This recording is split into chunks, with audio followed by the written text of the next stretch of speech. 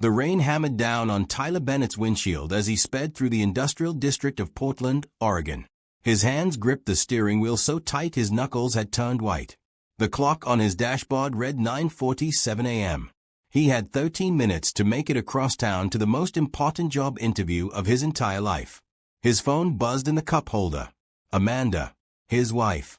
He couldn't answer. Not now, not when he was already cutting it so close. This interview at Morrison Construction was their last hope. 3 months of unemployment had drained their savings to nothing.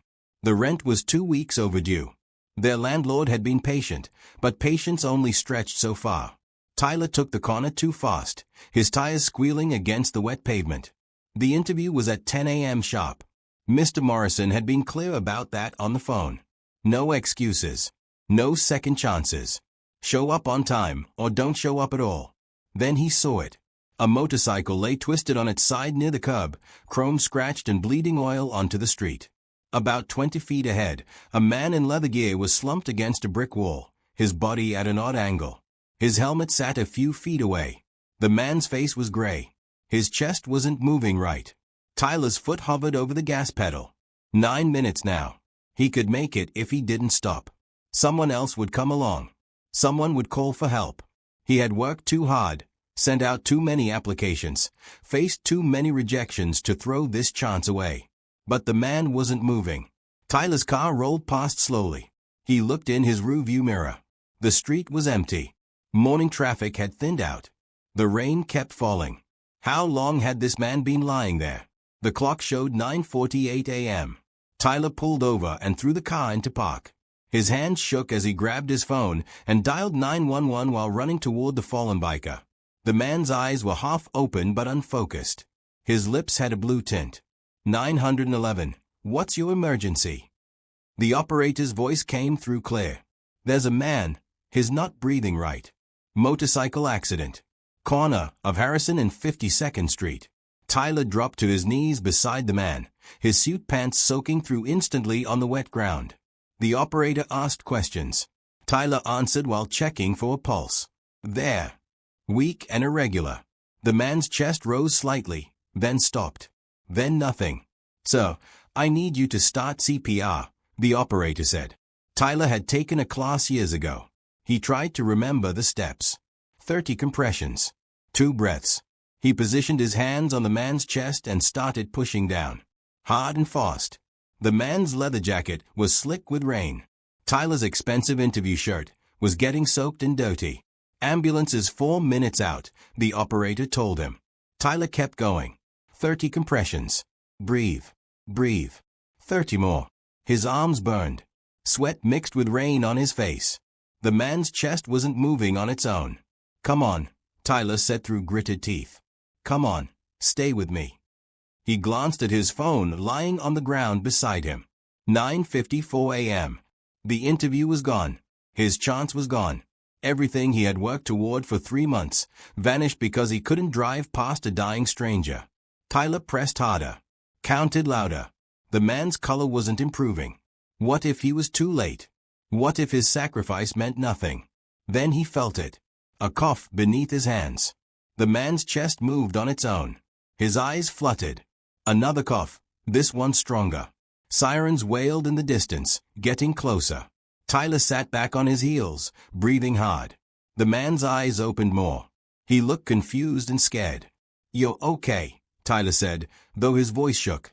Help is coming. You're going to be okay. The man tried to speak but couldn't form words. He reached up weakly and grabbed Tyler's wrist. His grip was desperate. Don't try to talk, Tyler told him. Save your strength. The ambulance turned the corner, lights flashing through the rain. Paramedics jumped out with equipment and a stretcher.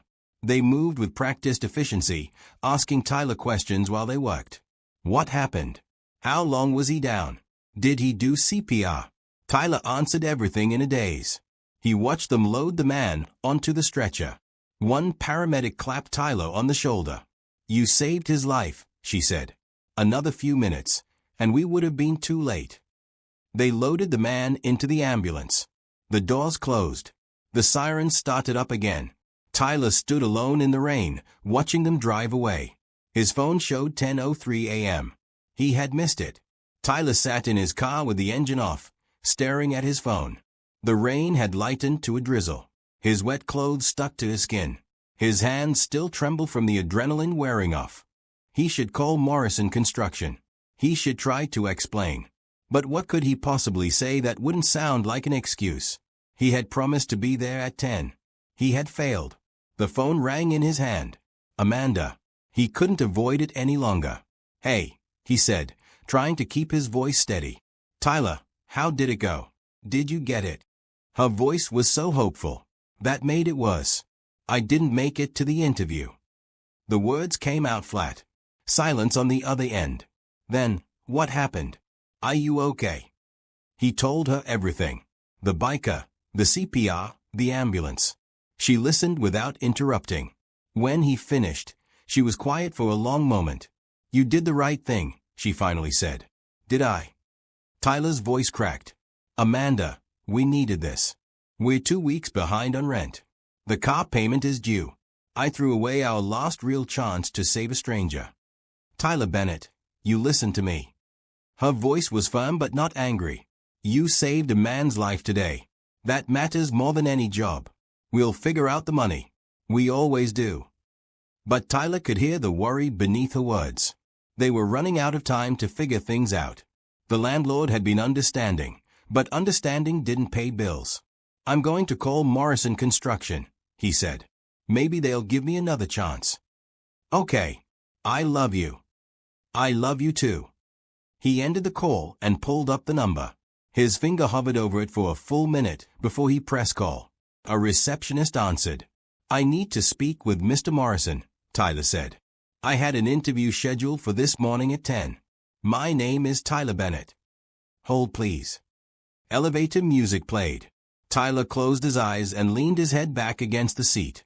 He could see the man's gray face in his mind. The way his chest had stopped moving. If Tyler had driven past, that man would be dead right now. "Mr. Bennett." A gruff voice came on the line. "Mr. Morrison." "Sir, I'm so sorry I missed the interview. There was an emergency. A man was dying and I had to help him." "I appreciate that, but I was very clear about the time. We had other candidates scheduled after you. We've already offered the position to someone who showed up when they were supposed to." Tyler's stomach dropped. "I understand. I just wanted you to know it wasn't because I didn't take this seriously." "I'm sure. But in construction, I need people I can count on to be where they say they'll be. Good luck to you." The line went dead. Tyler threw his phone onto the passenger seat. He wanted to scream. He wanted to hit something. Instead, he started the car and drove home in silence.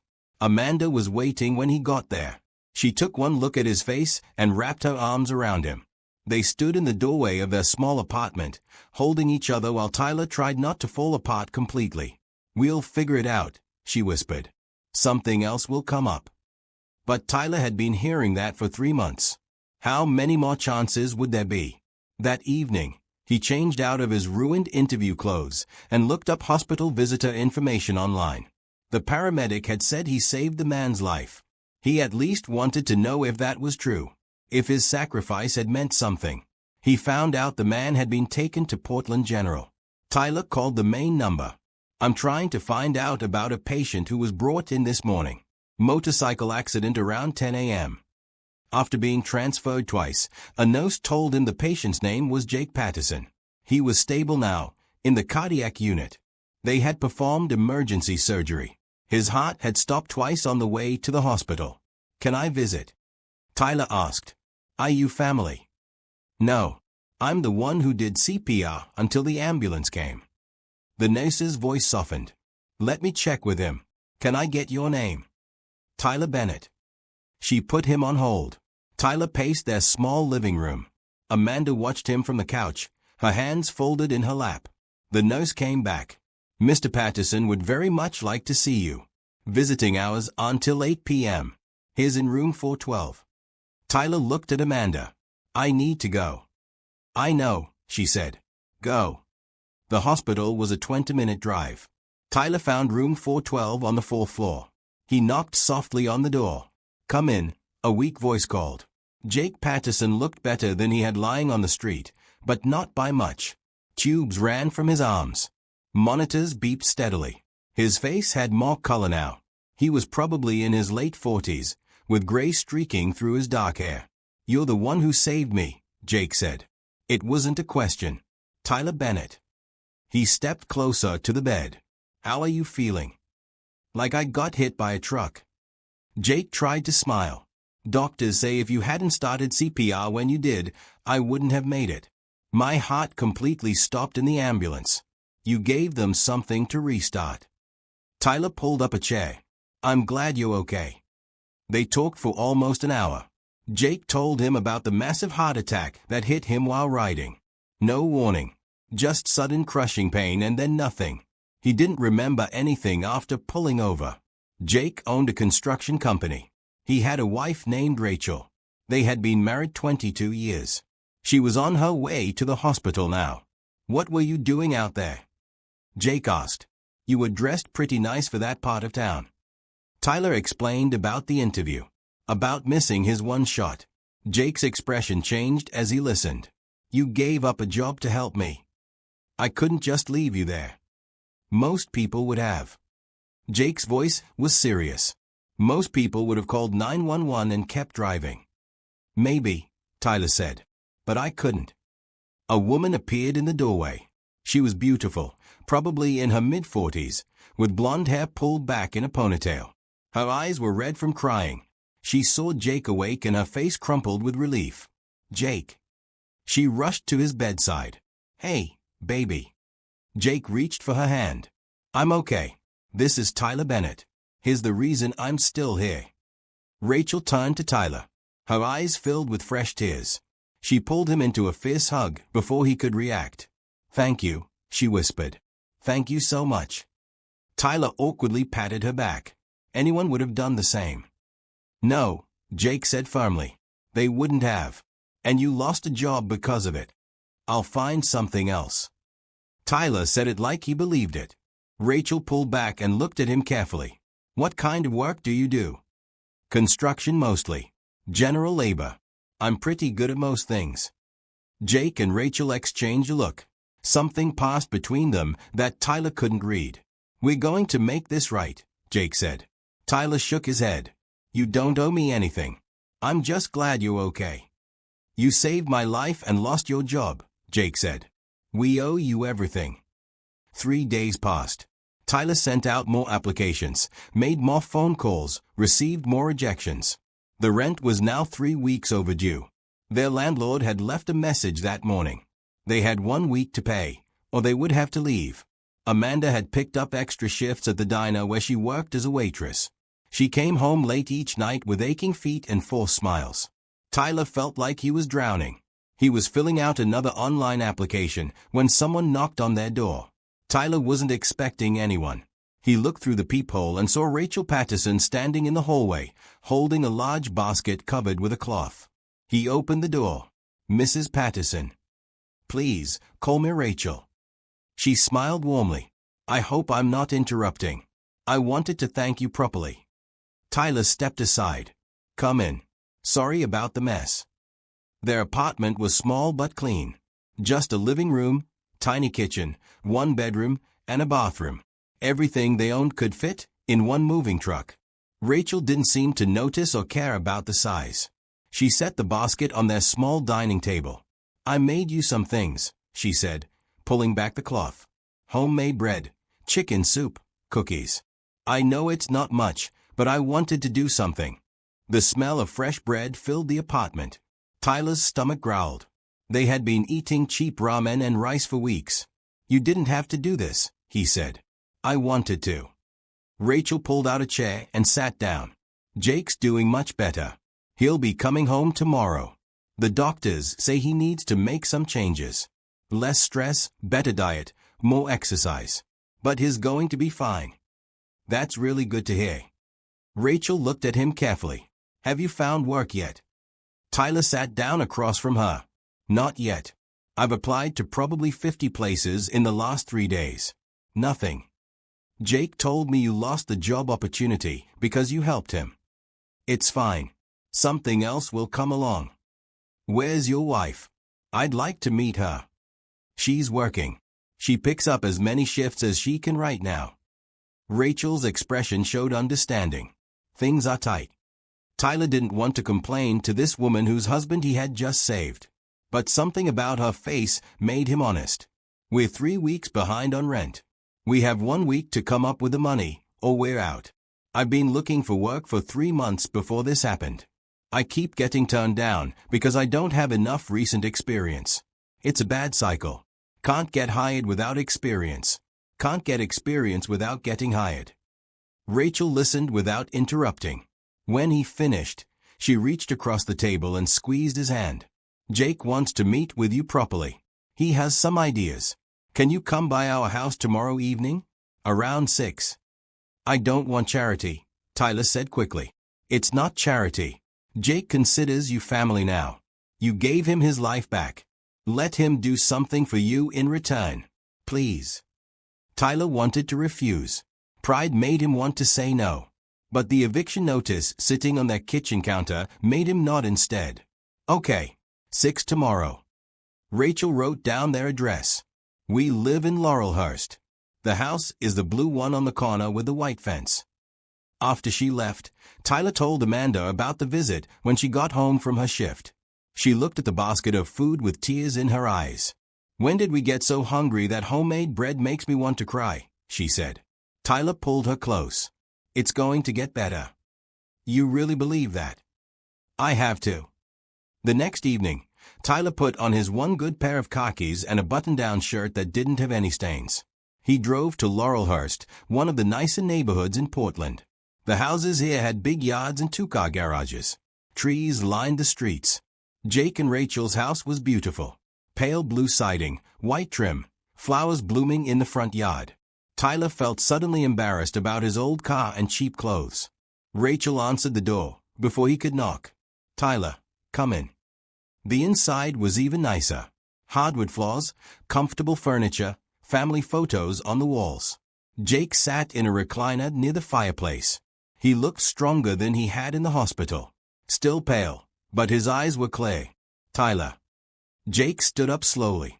Good to see you. They shook hands. Rachel brought out iced tea and cookies. They sat in the living room and talked about Jake's recovery. The doctors were optimistic. He would need to take medication and make lifestyle changes, but he could return to normal activity in a few months. After a while, Jake leaned forward. I want to talk to you about something. Rachel and I have been discussing it. I own Patterson Construction. We do mostly commercial work. Office buildings, warehouses, that kind of thing. I need reliable workers. Tyler's heart started beating faster. I know you have experience in construction. I checked your references. Your old supervisor at Thompson Building spoke very highly of you. Said you were one of his best workers before they had to do layoffs. That was 8 months ago, Tyler said. So you've had a rough patch.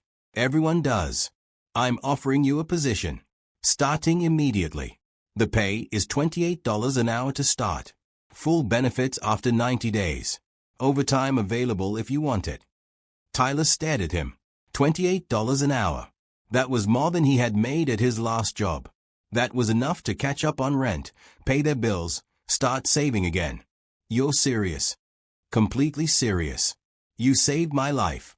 The least I can do is give you a chance to get back on your feet. I'll take it. The words came out before Tyler could think. When do I start? Monday morning. 6 a.m. at our main office. Jake handed him a business card with the address. Bring a lunch. We provide coffee. Dress code is jeans and work boots. Safety equipment will be provided. Tyler looked at the card in his hand. He felt like he might cry. I don't know what to say. Say you'll work hard, Jake said. That's all I need to hear. I will. I promise. Rachel was smiling. This is just the beginning, Tyler. You gave us back what matters most. We're going to make sure you and your wife are taken care of. Tyler drove home in a daze. When he told Amanda, she did cry.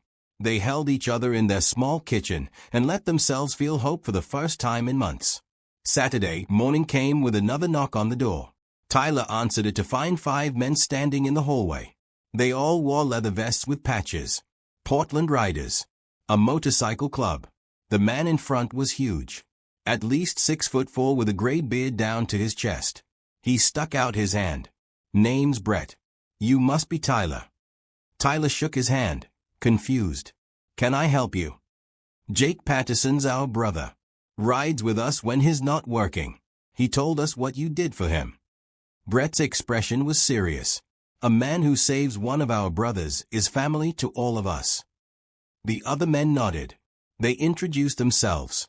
Cole, a mechanic with tattoos covering both arms. Mitchell, who looked like he could be a banker without the leather vest. Nathan, younger than the rest with friendly eyes. Travis, quiet and watchful. Can we come in? Brett asked. We want to talk to you about something. Tyler led them inside. Their small apartment felt even smaller with 5 large men in it. Amanda came out of the bedroom, her eyes wide. This is my wife, Amanda, Tyler said. The men were respectful. They nodded politely. Brett asked if they could sit. Tyler and Amanda squeezed onto their small couch. The bikers took the chairs and a couple sat on the floor. We heard you lost a job helping Jake, Brett said. We also heard he gave you a position at his company. He did. I start Monday. Good. Jake takes care of his people. But we wanted you to know something. Brett leaned forward. The Portland Riders aren't just a motorcycle club. We're a brotherhood. We look after each other, and we look after anyone who looks after us. You're part of that now whether you wear a vest or not. Tyler didn't know what to say. What he means, Cole said with a smile, is that if you need something, you call us. Car breaks down. You need help moving. Whatever it is. We've got your back. I don't understand, Tyler said. You don't even know me. We know enough, Nathan said. You gave up a job to save Jake's life. Most people wouldn't do that. That tells us what kind of man you are. Mitchell handed Tyler a card with a phone number on it. This goes to our clubhouse. Someone's always there. You call this number, you'll get help. Guaranteed. Travis, who had been silent until now, spoke up. Jake's more than our brother. He's been there for every single one of us when we needed him. When Cole's shop almost went under, Jake floated him a loan, no questions asked. When my kid got sick, Jake helped with medical bills. He's saved all of us in different ways. Now you saved him. That makes you family. Amanda reached over and took Tyler's hand. He could feel her trembling slightly. I appreciate this, Tyler said. Really. But I don't want to be a burden to anyone. It's not a burden, Brett said firmly. It's how we do things. Family takes care of family. They stayed for about an hour. They told stories about Jake, about rides they had taken together, about times the club had come together to help members in need. One member's house had burned down 3 years ago. The whole club pitched in to help rebuild. Another member's wife had cancer. They organized fundraisers and took turns driving her to treatments. Before they left, Brett pulled Tyler aside. Jake told us you've had a rough time. Said you've been out of work for a while. We wanted you to know that if Monday doesn't work out for some reason, we have connections. Cole owns an auto shop. Mitchell works in finance. We can help you find something. You won't be out in the cold again. Jake's job will work out, Tyler said. But thank you. Just remember, you're not alone anymore. You've got brothers now. After they left, Amanda looked at Tyler with wonder. What just happened? I think we just joined a family. That evening, Jake called to check in. Brett and the guys stopped by. They did. Jake, you didn't have to do that. Yes, I did. You're one of us now, Tyler. That's how it works. Get some rest. Monday's going to be a long day, but a good one. Tyler spent Sunday preparing. He dug out his old work boots from the back of the closet. He packed a lunch. He went to bed early but couldn't sleep. For the first time in months, he was excited about the future instead of afraid of it. When his alarm went off Monday morning at 5 a.m., he jumped out of bed. Amanda made him coffee and kissed him goodbye. Go show them what you can do, she said. The Patterson construction office was a large building on the outskirts of Portland. Trucks and equipment filled the parking lot. Tyler walked in at 5:45. A woman at the front desk looked up. "You must be Tyler Bennett." "Yes'm. Jake's waiting for you in his office. Down the hall, last door on the right." Jake's office had windows overlooking the equipment yard. He was sitting behind a desk covered in blueprints and papers. He looked up when Tyler knocked. "Right on time. I like that." Jake stood and grabbed a hard hat from a hook on the wall. "Come on. I'll introduce you to the crew." The construction site was 15 minutes away. A new office building going up near downtown. The crew was already there, unloading materials from trucks. Jake gathered everyone together. "Listen up. This is Tyler Bennett. He's joining us starting today. Tyler, this is your crew." The foreman was a man named Connor Harrison. He had a firm handshake and an honest face. "Good to have you. We need the extra hands." Tyler recognized two faces in the crowd. Cole and Nathan from the motorcycle club. They gave him subtle nods. Connor put Tyler to work right away. The morning was hard physical labor. Carrying materials, setting up scaffolding, hauling debris. Tyler threw himself into it.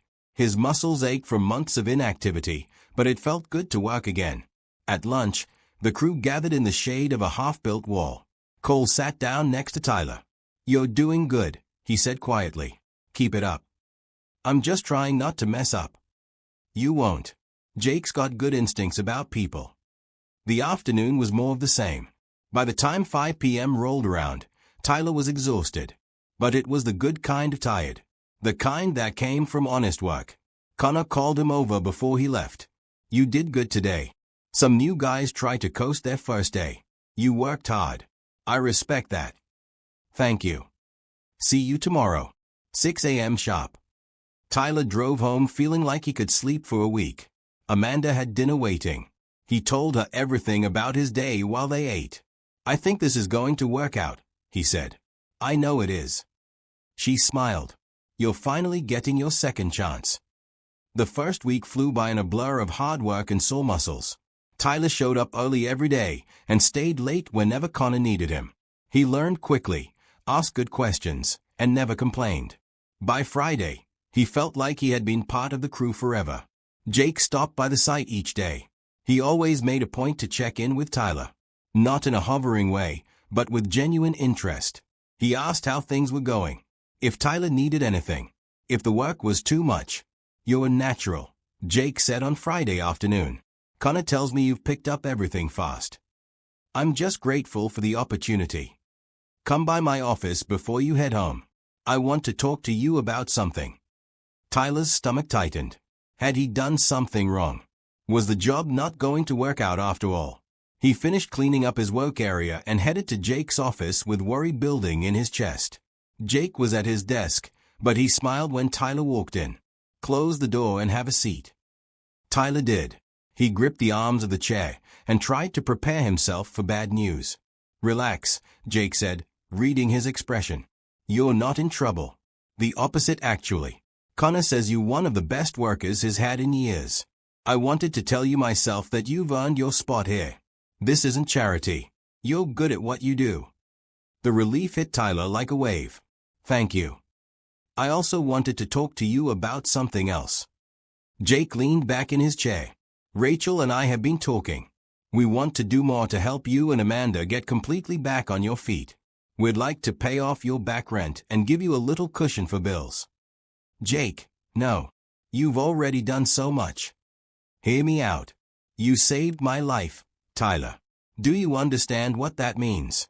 I have a wife who still has her husband. I get to watch my daughter graduate from college next year. I get to grow old with Rachel. I get to build things and ride motorcycles and see what the future holds. You gave me all of that. Paying a few months' rent is nothing. It's not nothing to me.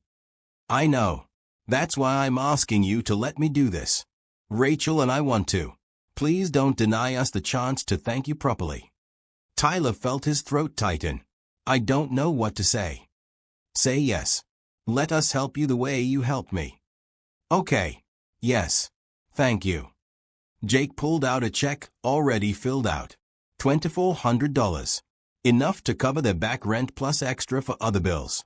This is too much, Tyler said, staring at the check. It's not nearly enough, but it's a start. Jake stood up. Now go home. Spend the weekend with your wife. Monday we start the next phase. Next phase.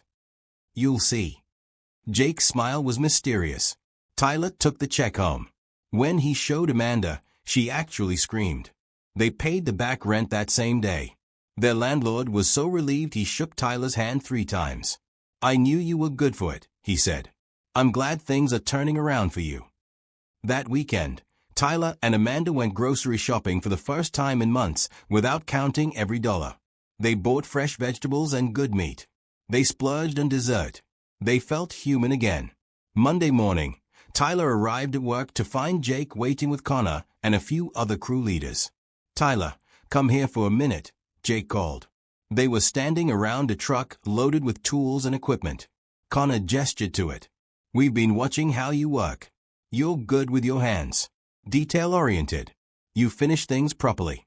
You've been doing general labor, but I think you're ready for more responsibility. I'll do whatever you need me to do, Tyler said. We want to train you on finish work. Trim carpentry, detail work, problem solving. It's more skilled, and it pays better. $32 an hour to start. You interested? Tyler's eyes widened. Yes, absolutely. Good. You'll be working with Nathan. He's one of our best finish carpenters. He'll teach you everything you need to know. Nathan stepped forward. Tyler recognized him from the biker club.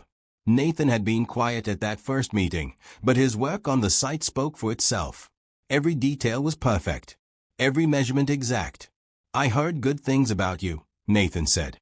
Jake told me you're the kind of guy who pays attention. That's what finish work requires. Tyler spent the next month learning from Nathan. How to cut angles perfectly. How to install trim so seamlessly it looked like it grew out of the wall. How to fix problems without making them obvious. How to read blueprints and understand what the architect was trying to achieve. Nathan was patient but demanding. He showed Tyler something once and expected him to remember. If Tyler made a mistake, Nathan made him fix it until it was right. Good enough isn't good enough, Nathan said over and over. If you're going to do something, do it right. Tyler absorbed everything like a sponge. He practiced at home, watching videos online, reading books about carpentry. Amanda teased him about his obsession. You're going to turn into a piece of wood if you don't stop thinking about trim profiles. But she was proud. He could see it in her eyes. He was becoming someone again. Someone with skills and purpose and a future. By the end of the month, Jake pulled Tyler aside again. Nathan says you're ready to work on your own. Small projects at first, but we think you can handle it. I won't let you down. I know you won't. You haven't yet. Tyler got his first solo project the next week. Installing custom trim in a high-end office building. The client was picky and demanding. Tyler worked carefully, measuring twice and cutting once. When he finished, the client walked through with Connor and Jake. This is beautiful work, the client said. Who did this? Tyler Bennett, Jake said proudly. He's been with us for 2 months. I want him on all my projects going forward. After the client left, Jake put his hand on Tyler's shoulder. You're not just getting by anymore. You're excelling. I knew you had it in you. Tyler felt pride swell in his chest. Not just because of the praise, but because he had earned it. He had worked hard. He had learned. He had proven himself. That night, he took Amanda out to dinner at a real restaurant. Not expensive, but nice. They sat across from each other and held hands on the table. I feel like I'm dreaming, she said. Like I'm going to wake up and we'll still be drowning in debt and eating ramen. It's not a dream. It's real. We're going to be okay. Better than okay. You're building a real career. I'm so proud of you. None of this would have happened if I hadn't stopped that day. You made the right choice. And the universe rewarded you for it. Tyler thought about Jake collapsed on the street. About making the decision to stop. About everything that had come from that one moment. I guess sometimes doing the right thing really does pay off. Summer turned to fall in Portland. The leaves changed colors. The air got cooler. Tyler had been working at Patterson Construction for 4 months. He was no longer the new guy. He was part of the crew. Connor gave him more responsibility. Tyler started leading small teams on trim projects.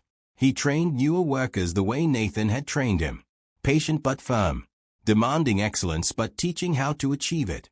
The bikers from Portland Riders became regular fixtures at job sites. Cole often stopped by on his lunch break to say hello. Nathan worked alongside Tyler most days. Brett showed up occasionally to check on things, always with a friendly word and an offer to help if needed. Tyler noticed something interesting. The whole crew treated each other like family. They helped each other out. When someone was struggling with a task, others jumped in. When someone had a personal problem, the crew rallied around them. Mitchell's wife had a baby in September.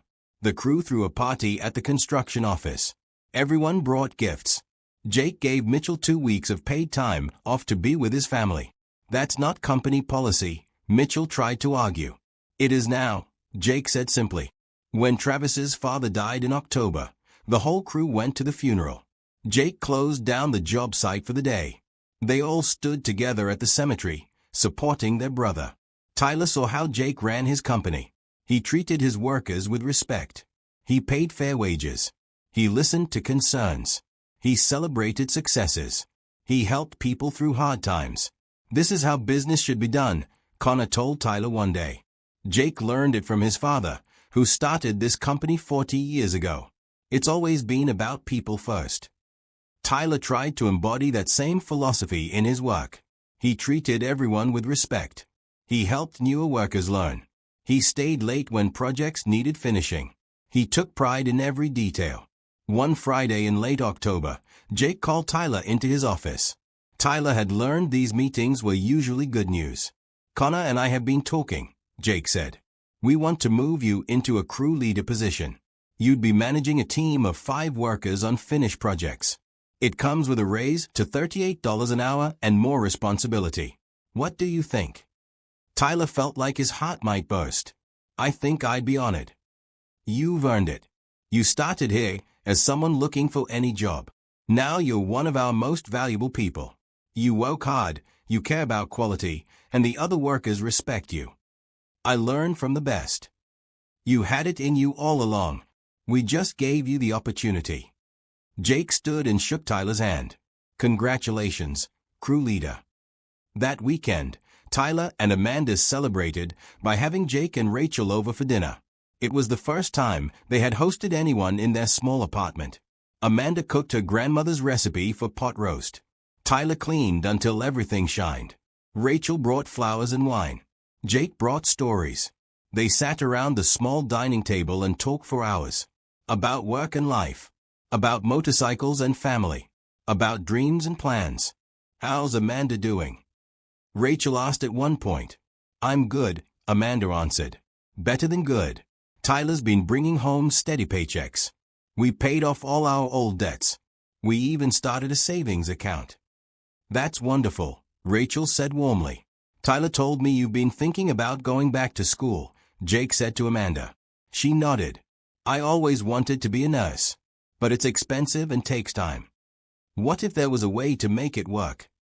Jake asked. Amanda glanced at Tyler, uncertain. What do you mean? Patterson Construction has an education benefit program. We help pay for college courses for employees and their immediate family members. If you wanted to enroll in a nursing program, we could help cover the costs. Amanda's eyes filled with tears. You're serious. Completely serious. Rachel's been after me for years to expand the program. You'd be a perfect candidate. I don't know what to say. Amanda looked at Tyler. This is too much. It's not, Rachel said firmly. You two have become part of our family. Family helps family achieve their dreams. Tyler reached over and took Amanda's hand. She was crying now, happy tears streaming down her face. Thank you, she managed to say. Thank you so much. The dinner ended with hugs and promises to do it again soon. After Jake and Rachel left, Tyler and Amanda stood in their small kitchen, holding each other. Is this really happening? Amanda whispered. It's really happening. We're building a real life. I want to do something for them.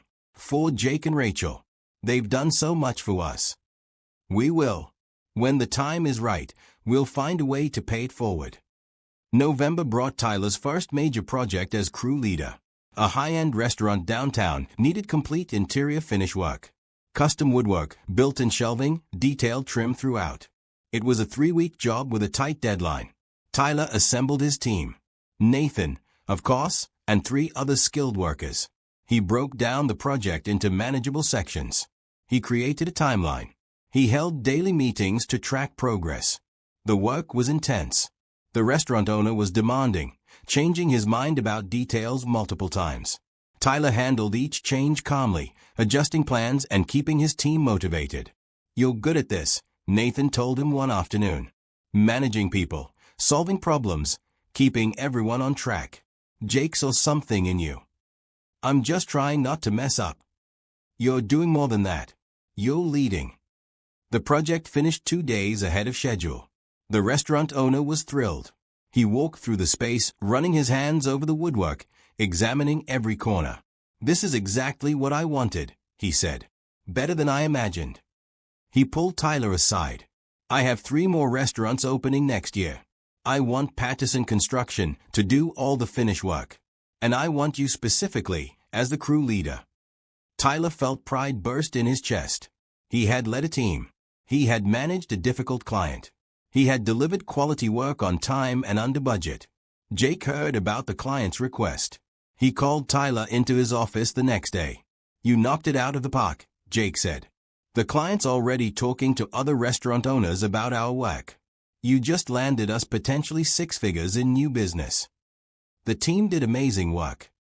The team had an amazing leader. "Tyler, you've come so far in just 6 months. You're not just a worker anymore. You're becoming a key part of this company. I love what I do here. I love the work, the people, everything about it." Jake smiled. "Good. Because I have plans for you. Big plans. But we'll talk about that after the holidays." Tyler left the office wondering what Jake meant. But he didn't worry about it. For the first time in over a year, he felt secure. He had a job he loved, skills he was proud of, and a future that looked bright. Amanda enrolled in nursing school that fall. She started with evening classes while still working part-time at the diner. Tyler supported her completely, taking over more housework so she had time to study. They fell into a new rhythm. Tyler worked during the day. Amanda studied in the evenings. They spent weekends together, cooking meals and taking walks through their neighborhood. Small pleasures that meant everything. On Thanksgiving, Jake and Rachel invited them to their house for dinner. The Portland Riders were there too. Brett and Cole and Nathan and all the others. Their families. Their wives and kids. Tyler and Amanda sat at a table full of people who had become like family. They shared a meal together. They told stories and laughed. They belonged. During dessert, Jake stood up to make a toast. "I'm thankful for a lot of things this year. My health. My wife. My business. But I'm especially thankful for Tyler Bennett. He gave me the greatest gift anyone can give another person. He gave me my life back. And in doing so, he reminded all of us what really matters. Looking out for each other. Being there when it counts. Choosing people over everything else." Everyone raised their glasses.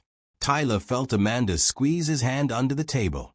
To Tyler, Jake said, "Welcome to the family." To Tyler, everyone echoed. Tyler stood up, feeling emotional. "I'm the one who should be thanking all of you. 6 months ago, I was lost. I had nothing. You gave me everything. A job, a purpose, a family. You showed me that good things can happen when you do the right thing. I'll spend the rest of my life trying to pay forward what you've done for me." The room erupted in applause. Rachel was crying. Amanda was crying. Even Brett looked a little misty-eyed. That night, driving home, Amanda said, "I've never felt like I belonged somewhere the way I do with these people." "Me neither. It's like we found our tribe." "No. They found us. Or maybe you found them when you stopped to help Jake." "Best decision I ever made." "Second best," Amanda said. "Marrying me was the first." Tyler laughed and reached for her hand. She was right. Everything good in his life had come from making the right choices, even when those choices were hard. especially when those choices were hard. December arrived with cold rain and early darkness. Tyler had been with Patterson Construction for 7 months. He was managing multiple crews now, overseeing several projects at once. His crews respected him. Clients requested him specifically. Jake relied on him for increasingly important work. Tyler's life had stabilized in ways he never imagined possible 6 months earlier. He and Amanda had moved to a better apartment. Nothing fancy, but bigger and in a nicer neighborhood. They had furniture that didn't come from thrift stores. They had savings in the bank. Amanda was excelling in nursing school. But Tyler couldn't shake a feeling that had been growing for weeks. A dream that kept him awake at night. An idea that felt both exciting and terrifying. He wanted to start his own handyman business. Not to leave Patterson Construction, at least not completely, but to have something of his own. To help people who couldn't afford big construction companies. To do small repair jobs, renovations, odd tasks that the big companies ignored. He had mentioned it to Amanda one night while they were getting ready for bed. "What would you call it?" she asked. "Something simple. Like Bennett Home Services or Tyler's Handyman." "You should do it. You're good enough." "I don't have the money to start.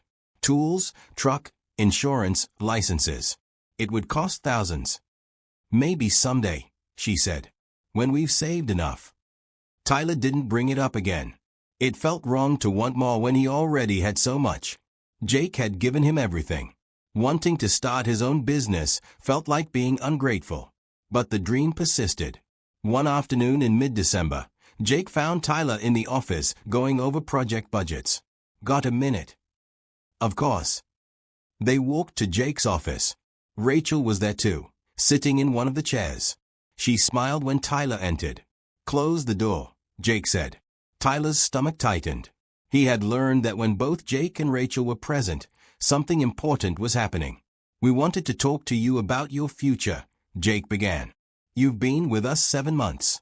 In that time, you've become invaluable to this company. You're a natural leader. You have great instincts. Clients love you. The crews respect you." "Thank you. I love working here." "We know you do. But Rachel and I have noticed something. You have dreams beyond what you're doing here, don't you?" Tyler felt caught off guard. "I'm happy with my job." "That's not what I asked. Do you have other dreams?" Tyler hesitated. Then he decided to be honest. "I've thought about starting a small handyman business. Just me, helping people with small jobs. Repairs, minor renovations, things like that. But it's just a thought. I don't have the resources to make it happen." Jake and Rachel exchanged a look. Jake leaned forward. "What if you did have the resources?" "I don't understand." "What would you need to start this business? Really start it. Do it right." Tyler's mind raced. "A truck with my business name on it. Professional tools and equipment. Insurance and business licenses. Maybe enough money to cover expenses for the first few months while I build clientele. But that's thousands of dollars. Maybe 10 or 15,000 to do it properly." "What if we helped you?" Rachel asked gently. "No.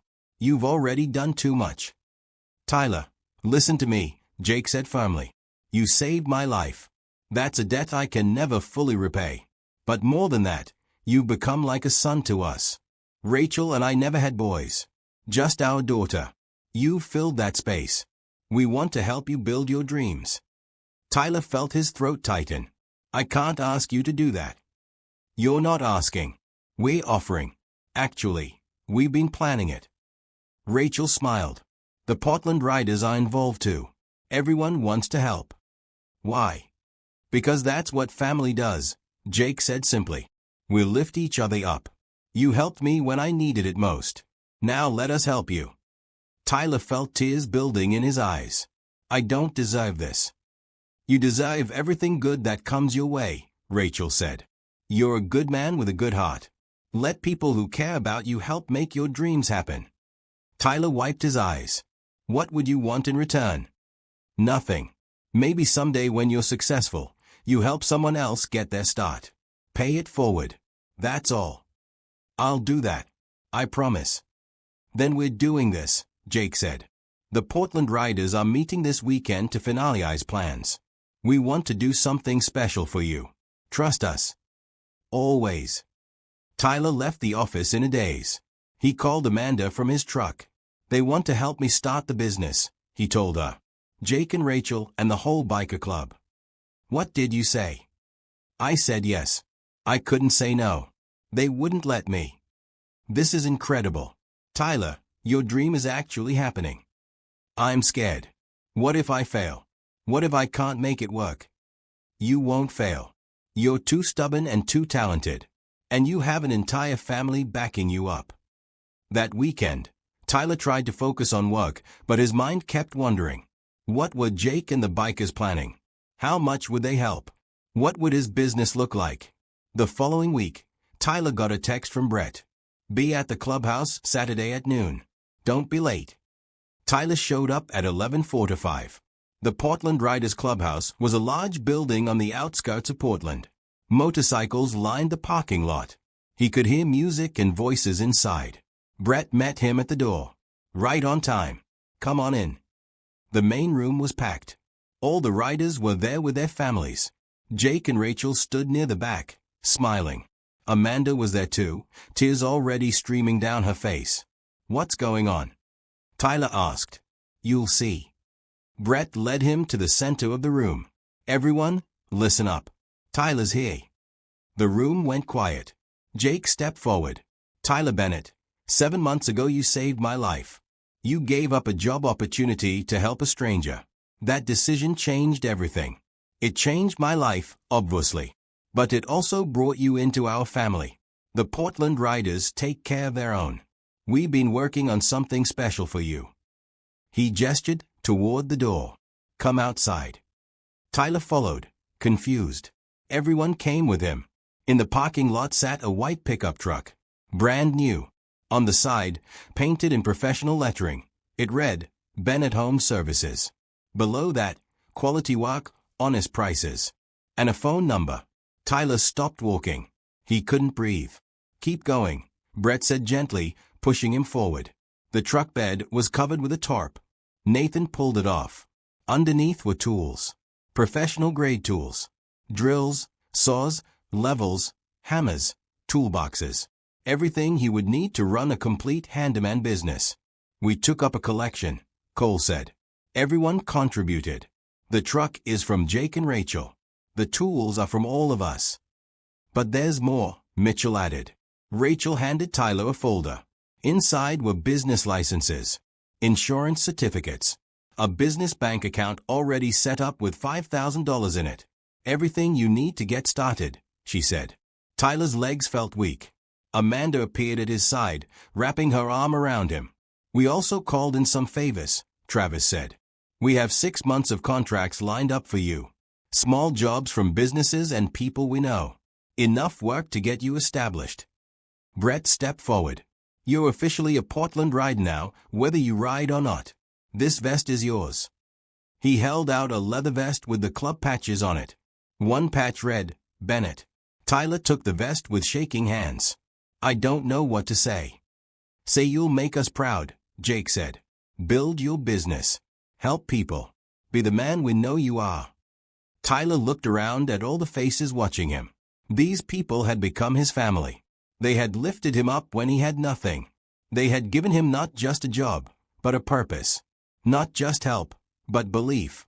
I'll make you proud, he said, his voice breaking. I promise. And someday, I'll do this for someone else. I'll pay it forward. That's all we ask, Rachel said, hugging him tight. The rest of the afternoon was celebration. People took turns examining the truck and tools. They gave Tyler advice about running a business. They talked about marketing and pricing and customer service. Amanda pulled him aside at one point. You did it. You actually built this life. We built it. Together. No. You built it when you stopped to help a dying stranger. Everything good came from that choice. Tyler looked at the truck with his name on it. At the family surrounding him. At the future opening up before him. I guess kindness really does come back around, he said. It always does. You just have to believe in it. Tyler spent the next 2 weeks preparing to launch Bennett Home Services. He worked regular hours at Patterson Construction during the day and handled business setup in the evenings. Jake had been clear that Tyler could keep his position at the company while building his handyman business on the side. "You're not leaving us," Jake said. "You're expanding your options. I fully support it." The truck sat in Tyler's parking spot at the apartment complex. Every morning when he walked out to go to work, he stopped and looked at it. His name on the side. His business. His dream becoming real. Nathan helped him organize the tools in the truck bed. They built a custom storage system with lockable compartments. Everything had its place. Professional. Organized. Ready to work.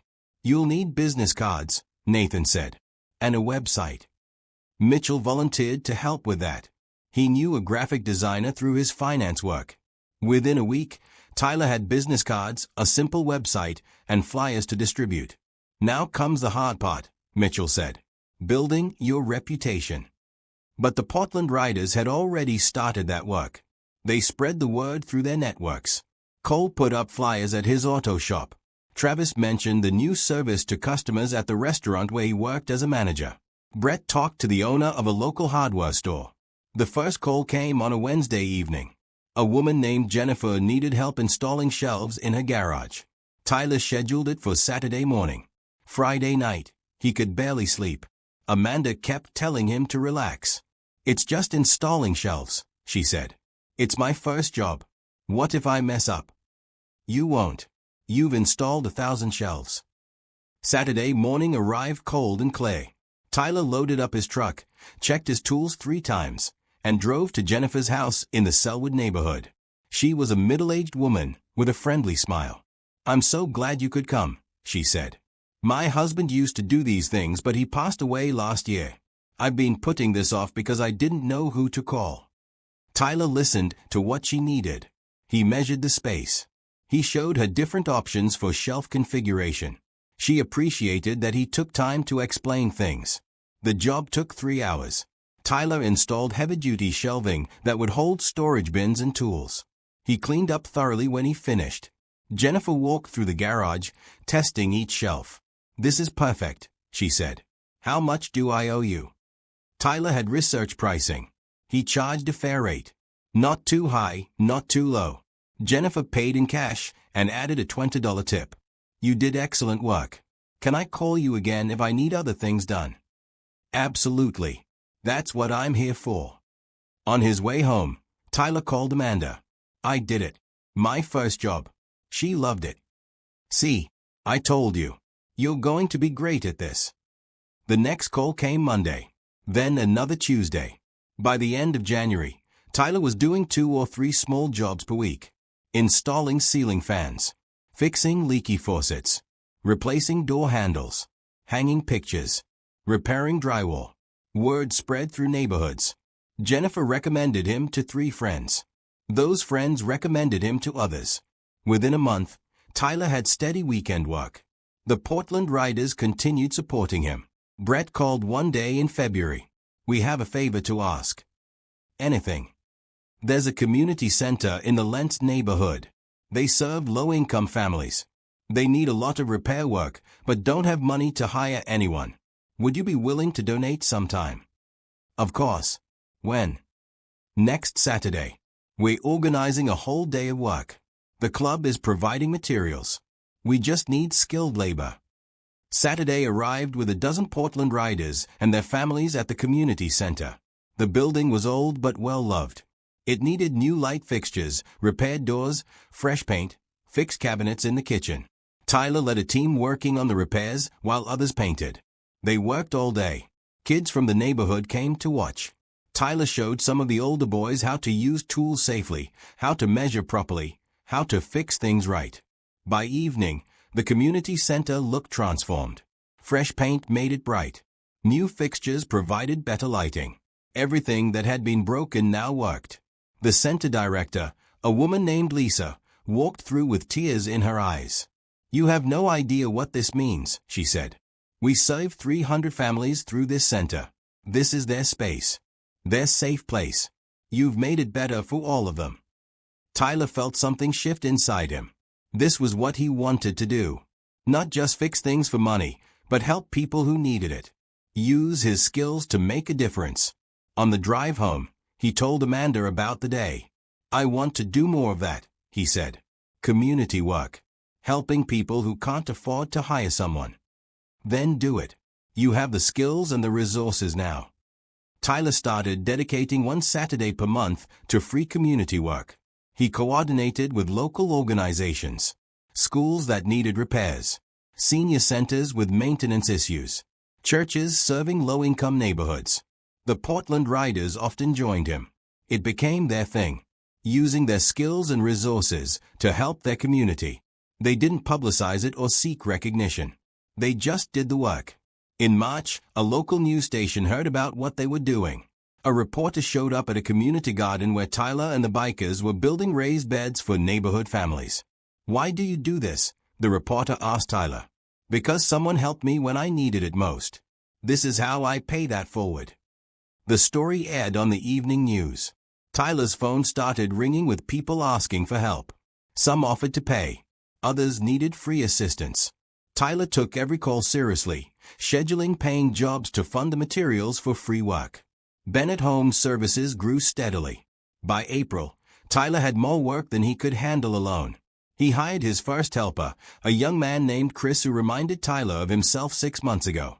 Struggling to find work, good with his hands, willing to learn. Tyler taught Chris the same way Nathan had taught him. Patient but demanding. Show it once, expect it to be remembered. Do it right or do it over. Jake watched Tyler's business grow with pride. "You're building something special," he told him one day at a construction site. "Not just a business, a reputation. I learn from you. Take care of people. Do quality work. Be honest. You've taken it further than I ever did. The community work, the free help. That's all you." Tyler's success didn't happen in isolation. The Portland Riders continued to support him with referrals and materials. Amanda finished her first semester of nursing school with high grades. They were saving money, planning for a real future. One evening in late April, Tyler got a call from Jennifer, his very first customer. "Tyler, I need your help." "Not for me." "What's going on?" "My neighbor is an elderly woman. She's been having trouble with her house. Leaking roof, broken steps, things falling apart. She's on a fixed income and can't afford repairs. She's too proud to ask for help, but I'm asking for her. Give me her address. I'll go see her tomorrow." The woman's name was Dorothy. She was 83 years old and lived alone in a small house that clearly needed work. Tyler walked around the property, making notes. Roof repairs, step replacement, fixing a sagging porch, replacing a broken window. "I can't pay much," Dorothy said quietly. "I'm not asking you to. My business does community work. This qualifies." "Why would you do that?" "Because someone helped me when I had nothing. I help others now because of that." Tyler organized another Saturday work day. The Portland Riders showed up with materials and tools. They fixed Dorothy's roof, rebuilt her steps, repaired her porch, replaced her window. They even painted her fence and cleaned out her gutters. Dorothy cried when they finished. "I don't understand why you do this for me." Brett put his massive hand gently on her shoulder. "Because you're part of this community, and we take care of our own." Stories like Dorothy's became regular occurrences. Tyler found that the more he gave, the more his business grew. People respected someone who used their skills to help others. They wanted to support a business that valued community over profit. By May, Bennett Home Services was thriving. Tyler had steady work, a growing reputation, and a sense of purpose that went beyond making money. He was making a difference. Do you think more businesses should give back to their communities like this? Subscribe to see how Tyler's journey continues to inspire an entire city. Memorial Day weekend arrived with warm sunshine and clear skies. Tyler had been running Bennett Home Services for 5 months alongside his work at Patterson Construction. He was exhausted but happy. Amanda had finished her second semester of nursing school with straight A's. They had saved enough money to start thinking about buying a house. Life was better than Tyler had dared to dream a year ago. Jake called him Friday afternoon. "Hey, the Portland Riders are having a barbecue at the clubhouse tomorrow. 2 p.m. You and Amanda need to be there. We can probably make it." I have a job in the morning, but should be done by noon. Make sure you're there. It's important. Tyler thought it was just another club gathering. They happened regularly. Everyone brought food in families. They ate and talked and enjoyed each other's company. He and Amanda had been to several over the past months. Saturday morning, Tyler installed a new garbage disposal for an elderly couple in Beaverton. The job went smoothly. He finished at 11:30, giving him plenty of time to go home, clean up, and get to the clubhouse. Amanda was already dressed when he got there. You need to hurry. Jake called twice to make sure we'd be on time. It's just a barbecue. What's the rush? I don't know. But he sounded serious. They arrived at the clubhouse at 1:55. The parking lot was packed with motorcycles and trucks. More than usual for a casual barbecue. Tyler felt a flutter of nervousness in his stomach. Brett met them at the door. He had a huge grin on his face. Perfect timing. Come on. The main room was filled with Portland riders and their families. But there were also other people Tyler didn't recognize. Local business owners. People he had done handyman work for. Jennifer, his first customer. Dorothy, the elderly woman whose house they had repaired. Everyone stopped talking when Tyler and Amanda walked in. Jake and Rachel stood at the front of the room, near a large object covered with a tarp. What's going on?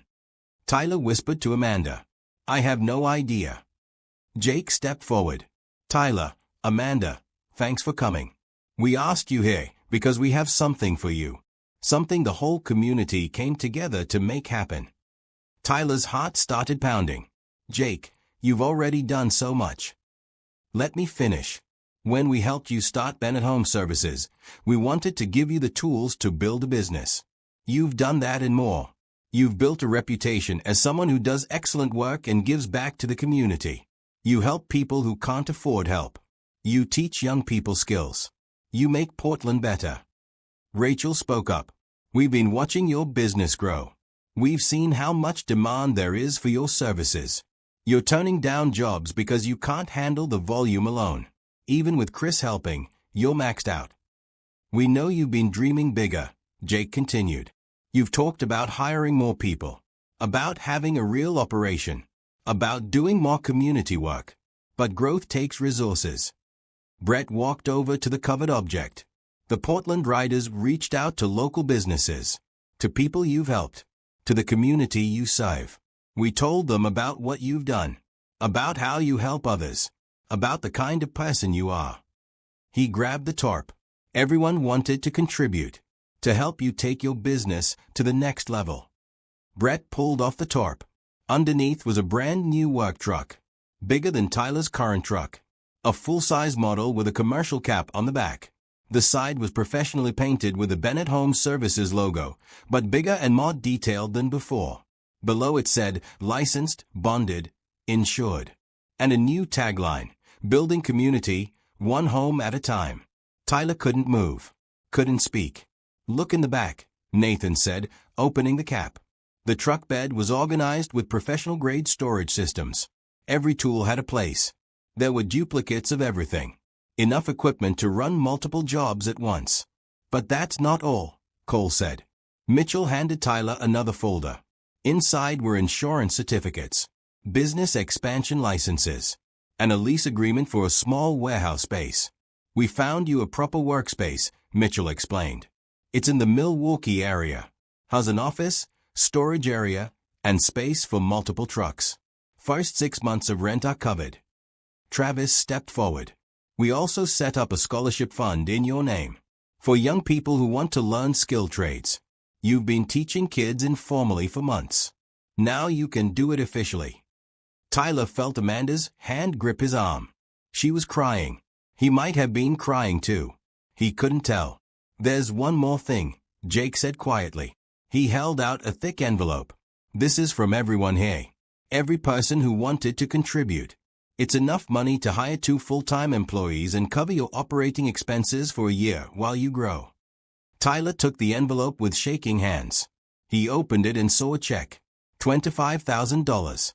His legs gave out. He sat down hard on a nearby chair. Amanda knelt beside him, both of them crying now. Why? Tyler managed to say. Why would you all do this? Jennifer spoke up from the crowd. Because you fixed my shelves when I didn't know who to call. And you listened when I talked about missing my husband. Dorothy added, because you fixed my house when I couldn't afford it. And you treated me with dignity. A young man Tyler recognized stepped forward. One of the teenagers who had watched them work at the community center. Because you taught me how to use tools. And you told me I could make something of myself. Person after person spoke, each one sharing how Tyler had helped them, how his kindness had made a difference, how they wanted to give back. Finally, Brett spoke. You saved Jake's life. But you've also saved a lot of other people in smaller ways. You've shown this community what it means to care about others, to use your gifts to help, to build people up instead of tearing them down. This is our way of saying thank you, and our way of helping you help even more people. Tyler stood up slowly. He looked around the room at all the faces. Friends, family, community, people who cared about him not because of what he could do for them, but because of who he was. I don't have words, he said, his voice breaking. All my life I've heard that kindness doesn't pay. That you have to look out for yourself first. That helping others is foolish. But you've all shown me that's wrong. Kindness does pay. It pays in ways money can't measure. He paused, wiping his eyes. A year ago, I was broke and desperate. I stopped to help a dying man when I should have been at a job interview. I thought I was throwing away my last chance. Instead, I found a family. I found purpose. I found a life worth living. He looked at Jake. You gave me a chance when no one else would. You saw something in me I didn't see in myself. You showed me what it means to run a business with integrity, to treat people with respect, to value community over profit. He turned to the Portland Riders. You all welcomed me like a brother. You supported my dreams. You taught me what real brotherhood looks like. Finally, he looked at everyone else. And all of you have shown me that when you help others, that help comes back. Maybe not always in obvious ways, but it comes back. It multiplies. It creates something beautiful. Amanda stood beside him. We promised to use these gifts well, to grow the business, to hire good people, to help more families, to teach more young people, to make this community stronger. And when we succeed, Tyler added, we'll do this for someone else. We'll find someone struggling who just needs a chance. And we'll give them what you've given us. Hope, opportunity, family. The room erupted in applause. People came forward to hug Tyler and Amanda, to shake hands, to share stories and make plans. Jake put his arm around Tyler's shoulders. You ready for this? Running a real business takes work. I'm ready.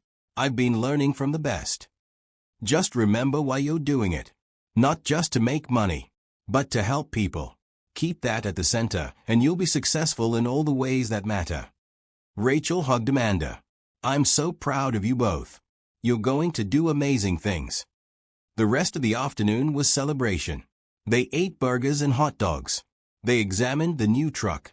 They talked about business plans and dreams. They celebrated not just Tyler's success, but the power of community coming together. As the sun started to set, Tyler stood beside his new truck with Amanda. They watched their family, because that's what all these people had become, laughing and talking.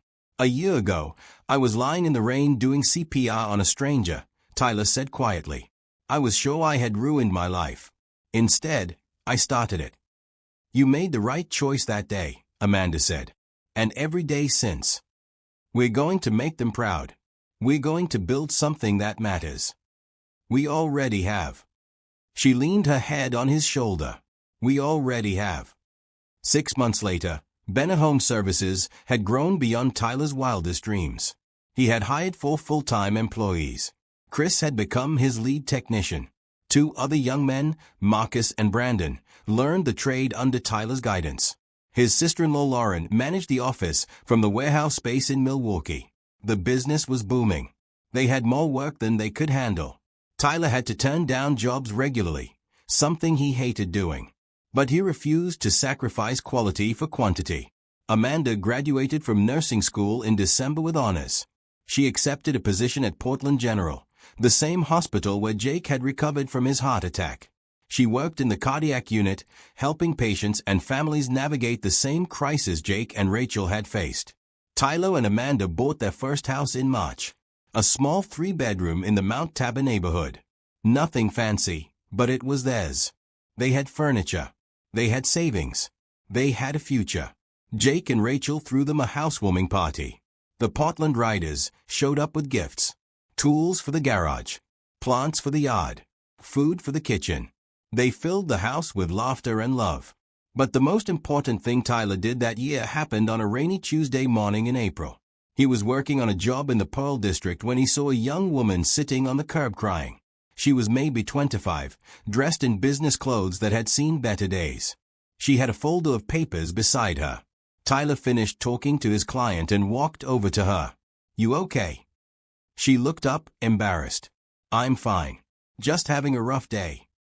"Rough enough that you're sitting in the rain crying. Want to talk about it?" She hesitated. Then something in Tyler's face made her open up. Her name was Kelly. She had been laid off from her job 3 months ago. She had an interview that morning for a position she desperately needed. But her car had broken down on the way. She had run the last 8 blocks, but arrived 20 minutes late. They had already given the position to someone else. "I'm out of money," she said. "I'm 2 months behind on rent. I have student loans I can't pay. I've applied to hundreds of jobs. This was my best shot, and I blew it." Tyler listened to her story and felt like he was looking at himself from 2 years ago. Desperate. Afraid. Out of options. He sat down on the cab beside her. "I've been where you are." He told her his story.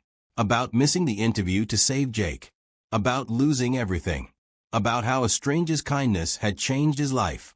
"Sometimes the worst moments lead to the best opportunities," he said. "You just can't see it when you're in the middle of it.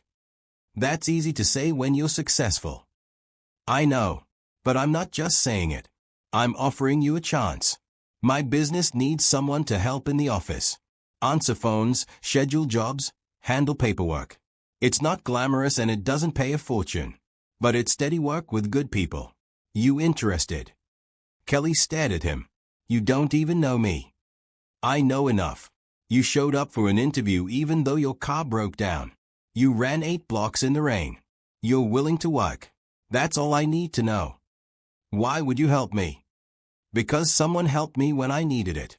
This is how I pay that forward." Kelly started at Bennett Home Services the following Monday. Lauren trained her on the systems. Kelly learned fast. She was organized and efficient. She had a good voice on the phone. Clients like her. Within a month, she was essential to the operation. She streamlined their scheduling. She improved their customer communication. She brought fresh ideas about marketing and organization. "You're really good at this," Tyler told her one day.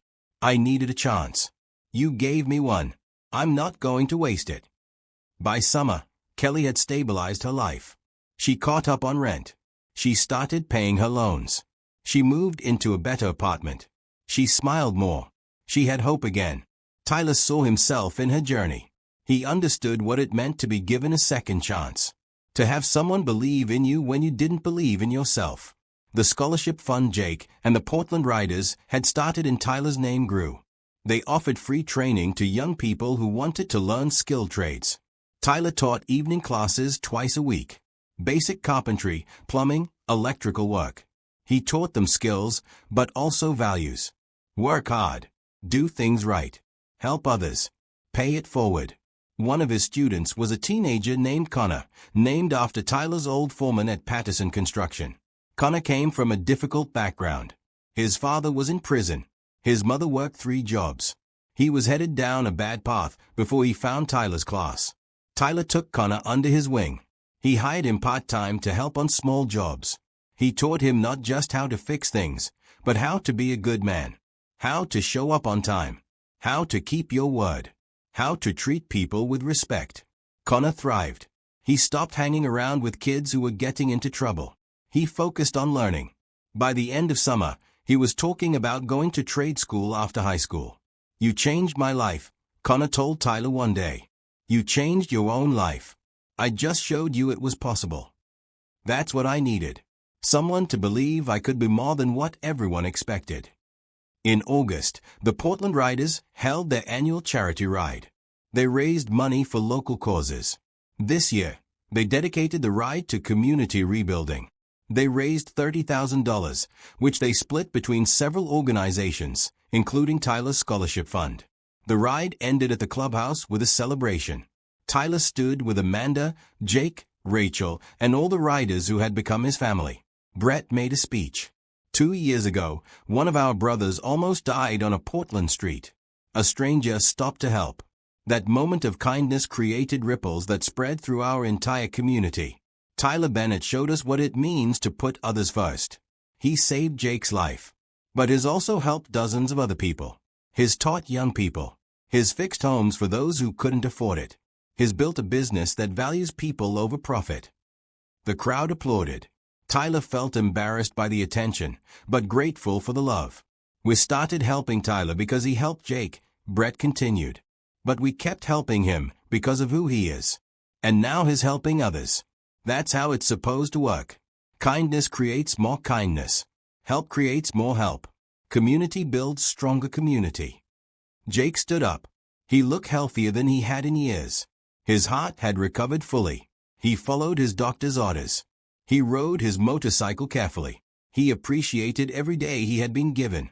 Tyler, come up here, Jake called. Tyler walked to the front reluctantly. Jake put his arm around him. I owe you my life. But more than that, you've become like a son to me. You've built something beautiful. Not just a business, but a legacy of kindness. I'm proud of you. I couldn't have done any of it without you, Tyler said. Without all of you. That's the point, Rachel said, joining them. None of us can do it alone. We need each other. We lift each other up. We help each other succeed. That's what makes a community strong. Amanda stood beside Tyler. She took his hand. They looked out at their family. The Portland Riders, who had welcomed them. The clients who had supported the business. The young people who were learning trades. The community they were helping build. I've been thinking about something, Tyler said. I want to start a program. Partner with local nonprofits to provide free home repairs for families in crisis. Single parents, veterans, disabled folks, people who can't afford help. I want Bennett Home Services to dedicate 1 week every month to free community work. That's a lot of lost revenue, Lauren pointed out. Not if we do it right. I think our paying customers will appreciate it. They'll want to support a business that gives back. And we'll recruit volunteers to help. Other contractors. Skilled workers. We can multiply our impact. Jake smiled. That's my boy. Always thinking about how to help more people. I learn from you. The program launched in September. They called it Building Hope. Tyler coordinated with local organizations to identify families in need. They did repairs, renovations, and maintenance for free. Other contractors heard about it and volunteered their time. Supply companies donated materials. The first family they helped was a single mother of 3 named Jessica. Her house had major problems. Leaking roof, broken furnace, cracked foundation. She worked 2 jobs but couldn't afford repairs. Tyler brought his whole team plus a dozen volunteers. They worked for 3 days straight. They fixed the roof, replaced the furnace, stabilized the foundation. They painted. They repaired. They made her house safe and comfortable. Jessica cried when they finished. I don't understand why you do this for strangers.